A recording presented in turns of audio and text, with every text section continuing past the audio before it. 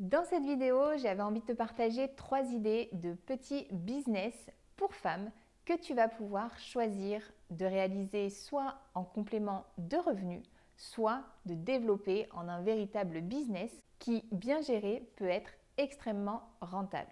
Mais surtout, le gros avantage de ces 3 idées que je vais te proposer, c'est qu'elles sont réalisables totalement de chez toi. Et donc, travailler à distance, c'est ce qu'il y a de plus pratique quand on est maman, quand on a besoin d'être disponible pour sa famille et que l'on veut se sentir libre, tout simplement. Donc c'est parti, je vais te proposer les 3 idées que j'ai retenues de business pour femmes à réaliser de chez soi.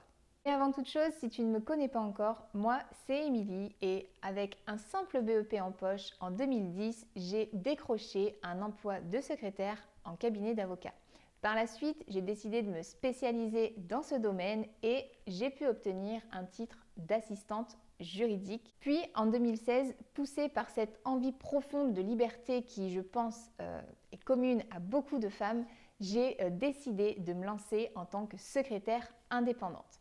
Puis en 2020, j'ai décidé de créer l'école de secrétariat d'Émilie afin d'accompagner et d'aider les femmes qui, comme moi, souhaitent devenir libres grâce au métier de secrétaire indépendante. Alors si toi aussi cette envie de liberté est plus que présente et que le secrétariat indépendant t'intéresse et que tu souhaites obtenir beaucoup plus d'informations, je t'invite déjà à t'abonner à la chaîne si ce n'est pas encore fait pour voir les prochaines vidéos, mais surtout à me rejoindre gratuitement dans mes emails privés. Tu recevras beaucoup de conseils sur le métier, d'informations utiles, mais aussi beaucoup de partage de ma propre expérience en tant que secrétaire indépendante, mais également beaucoup de motivation pour la réalisation de ton projet. Si ça t'intéresse, le lien est dans la description.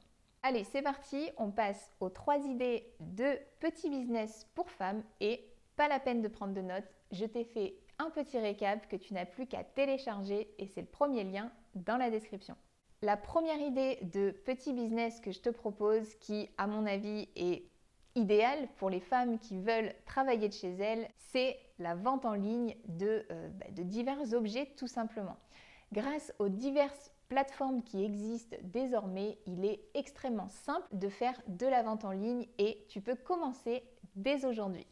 Tu peux soit vendre des objets que tu auras toi-même confectionnés si tu as une compétence particulière, une passion, pourquoi ne pas la monétiser et lier l'utile à l'agréable. Mais tu peux aussi vendre des objets existants que tu trouveras soit chez toi en faisant du tri dans les affaires qui te sont inutiles, qui finalement sont passées pour tes enfants, etc. Donc forcément, on lit aussi le côté écologique, le fait de recycler. La seconde main est extrêmement bien vue en ce moment. C'est même presque devenu une normalité finalement d'acheter en seconde main. Donc c'est aussi extrêmement utile pour la planète. En plus de récupérer de l'argent, tu feras une bonne action. Mais on ne va pas s'arrêter bien évidemment qu'aux objets qu'on a chez nous parce que on risque d'être à court à un moment donné. Donc moi ce que je te propose également, c'est pourquoi pas d'aller directement dans des brocantes, sur des marchés pour dégoter des objets qui peuvent être facilement restaurés, qui finalement avec un simple petit coup de nettoyage peuvent retrouver finalement leur utilité, ou pourquoi pas directement en ligne puisque d'autres personnes vendent elles aussi des articles qui sont assez anciens et qui peuvent être restaurés. Donc finalement, donner une seconde vie à beaucoup d'articles que tu peux trouver chez toi ou ailleurs, chez d'autres personnes, dans des brocantes, en ligne directement, peut te permettre de finalement de gagner de l'argent et ça peut devenir un business très rentable si tu mets en place les bonnes actions. Puisque bien évidemment, pour pouvoir revendre un article, il va falloir le mettre en valeur. Et donc on a vu qu'il fallait le restaurer, le nettoyer, mais également il va falloir le mettre à son avantage sur les annonces que tu vas mettre en ligne. Et c'est très certainement ce qui fera toute la différence avec d'autres personnes si tu le fais de la bonne manière, avec une belle description qui donne envie aux gens d'acheter. Tu peux en faire un business très rentable ou bien simplement un complément de revenu si c'est l'utilité que tu en as. Les plateformes que l'on peut utiliser, elles sont extrêmement connus, mais je vais te les relister quand même. Donc on retrouve Vestiaire Collective, on va retrouver eBay, on va retrouver Vinted, on va retrouver Marketplace de Facebook, on peut retrouver aussi Le Bon Coin. En fait, concrètement, il faut trouver déjà la plateforme qui te convient à toi, avec laquelle tu te sens la plus à l'aise, mais aussi celle qui correspond au type d'article que tu vends. Parce que il faut quand même se renseigner, certaines plateformes n'autorisent pas en fait la vente de certains objets. Donc il faut bien se renseigner avant pour être sûr que finalement tes annonces ne soient pas mises de côté. Donc c'est quand même quelque chose de très utile et je ne te cache pas l'avoir déjà fait. Donc je peux te confirmer que si on s'y prend correctement et que finalement on met en avant chacun des objets que l'on a à vendre, on peut se faire un bon complément de revenus ou, si on veut passer à l'étape suivante, se faire une belle activité de vente en ligne tout simplement.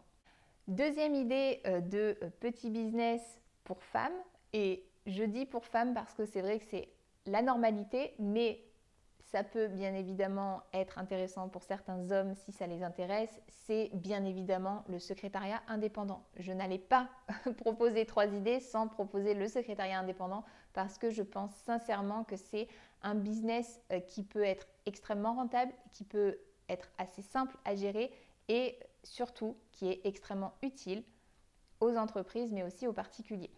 Donc cette activité, bien évidemment, elle peut être un complément de revenu ou un business à part entière et encore une fois extrêmement rentable si on gère les choses de la bonne manière. Mais surtout, c'est une activité que l'on peut réaliser de chez soi.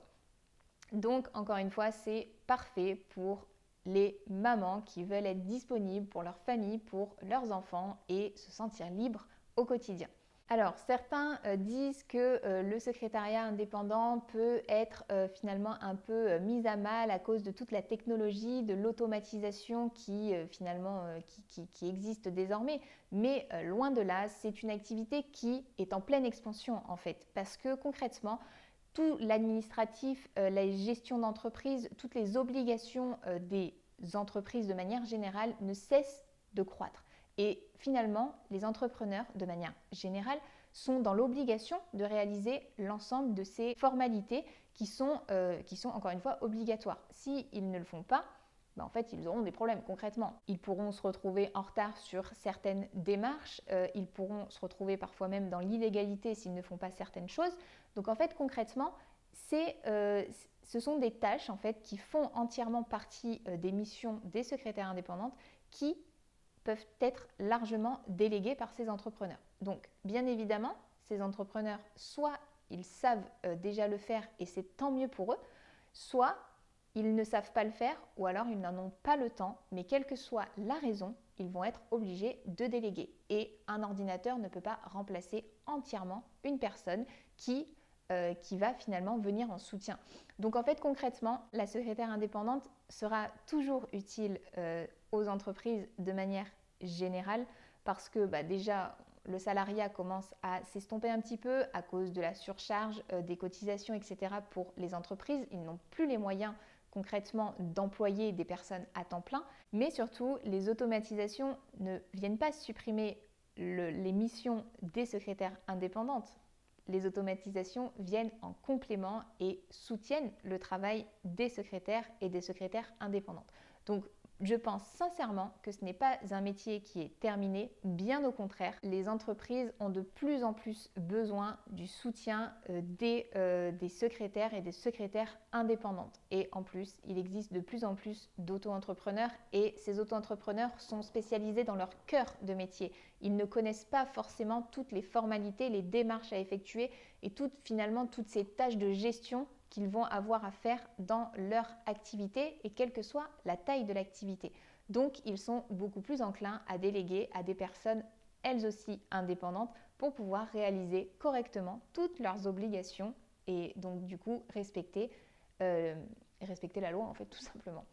Mais il n'y a pas que les entreprises qui ont besoin des secrétaires indépendantes. Il y a également certains particuliers qui ne savent pas gérer leur paperasse ou qui n'en ont simplement pas envie. Certains ont même une espèce de phobie aux documents. Donc ça arrive et finalement, on est là pour ça. Les secrétaires indépendantes sont vraiment utiles à ces personnes-là. Donc si tu as déjà certaines compétences dans l'administratif, peut-être que cette activité peut être faite pour toi. Mais si tu veux d'abord obtenir beaucoup plus d'informations ou si tu veux te renseigner d'abord de manière plus approfondie sur le métier de secrétaire et secrétaire indépendante, si tu veux apprendre à réaliser une prestation spécifique ou développer une compétence particulière, tu peux facilement te former grâce aux formations que je propose dans le cadre de l'école de secrétariat et tu peux trouver toutes les informations nécessaires dans la description.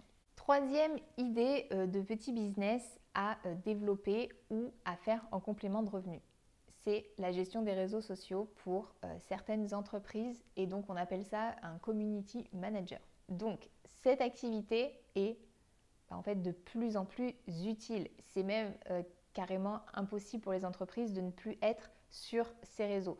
Donc j'ai très longtemps pensé que ce n'était pas un vrai métier, comme on pourrait dire, mais je pense que ça a clairement changé et que maintenant c'est plus que nécessaire à n'importe quelle activité. Concrètement, en fait, tant qu'on n'a pas besoin d'être vraiment sur les réseaux, on ne se rend pas compte de l'importance de cette part dans notre entreprise, de la visibilité qu'on a et finalement de cette sorte de prospection que l'on fait par cet intermédiaire. Mais une fois qu'on doit être concrètement en activité et qu'on doit également gérer cette partie-là, on se rend compte que ça demande énormément de temps aux entrepreneurs, que en fait, il faut quand même avoir certaines connaissances, qu'il faut s'y connaître un petit peu et surtout prendre le temps de faire chaque chose pour avoir une certaine régularité. Et c'est extrêmement compliqué, d'où la nécessité pour beaucoup d'entreprises de déléguer cette partie. Donc dans mon entourage, j'ai moi-même une personne qui s'est retrouvée à devoir gérer cette partie-là pour une entreprise dans laquelle elle a travaillé. C'était son travail à temps plein dans l'entreprise. Tous les jours, elle ne faisait que ça, être sur les réseaux pour publier, mettre en avant les produits, etc. Donc c'est vraiment quelque chose d'extrêmement utile et surtout de solliciter maintenant. Alors bien évidemment, tu peux choisir de te spécialiser sur un seul réseau si tu es plus à l'aise avec un en particulier, ou alors proposer finalement d'être un petit peu sur tous les réseaux si tu les connais tous. Donc bien évidemment, on retrouve Instagram, on retrouve Facebook, TikTok, enfin en fait tous les réseaux qui existent sont nécessaires en fonction de l'entreprise, du domaine d'activité de l'entreprise qui va demander finalement cette assistance pour la gestion des réseaux sociaux. Donc en fait, soit tu connais un réseau et tu le fais à fond, tu sais exactement de la manière dont il fonctionne, comment faire en sorte que le compte soit bien alimenté, etc. Soit tu connais tous les réseaux et tant mieux, franchement, c'est juste top parce qu'au moins tu vas pouvoir répondre à beaucoup plus de monde. Et donc encore une fois, cette activité, tu peux choisir de la faire en complément pour certaines petites entreprises qui ont besoin occasionnellement de cette mission, de cette prestation, ou alors de vraiment te spécialiser et de développer un business total sur cette partie-là et vraiment en fait d'en faire ton métier. Donc bien évidemment, si ça t'intéresse mais que tu n'as pas toutes les compétences nécessaires, il existe maintenant sur internet des tonnes de formations en fait utiles pour pouvoir développer cette compétence. On arrive au bout de ces 3 idées de business à réaliser de chez toi et j'espère qu'elles susciteront ton intérêt et pourquoi pas que l'une d'entre elles t'aura donné vraiment envie d'essayer et d'essayer pourquoi pas en complément de revenus au départ et de voir si par la suite ça te donne envie d'en faire un business à part entière tout simplement. Si tu as d'autres idées de petits business à réaliser de chez soi qui correspondraient parfaitement à la vie de maman, pourquoi pas pour les femmes en fait finalement de manière assez générale, je te laisse les noter en commentaire, ça peut être extrêmement utile à d'autres personnes. N'oublie pas de t'abonner à la chaîne si ce n'est pas encore fait pour voir les prochaines vidéos et à nous rejoindre gratuitement dans mes emails privés pour recevoir beaucoup de conseils, d'informations liées au secrétariat et au secrétariat indépendant, mais aussi beaucoup de motivation pour la réalisation de ton projet. À bientôt dans une prochaine vidéo.